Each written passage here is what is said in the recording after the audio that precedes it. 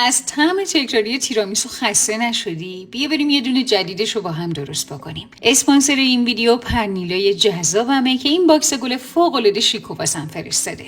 در ابتدا فقط کافیه که چند تا تکه بیسکویت لوتوس رو توی ظرف مورد نظرت بچینی، روش یه مقدار اسپرسو یا قهوه بریزی و برای فیلینگ میانیش از یه کرمی که توی کپشن رسیپیشو برات گذاشتم استفاده بکنی و همینجوری لایه لایه بچینی تا ظرفت پر بشه و در نهایت لایه آخر رو با کرمی که داریم بپوشونی و روشو با هر چیزی که دوست داشتی تزیین کنی و حداقل به مدت 15 الی 20 دقیقه توی یخچال قرارش بدی. مثل همیشه نکات، مقدارها و مواد توی کپشنه. یه سر بهش بزن تا هم به رسیپی دقیق دسترسی داشته باشی، هم یه سر به پیج پرنیلا بزنی تا ببینی این دوست هنرمند من چقدر قشنگ با هنرش میتونه هدیه‌های خاص و شیک واسهتون بسازه. ماچ بهت.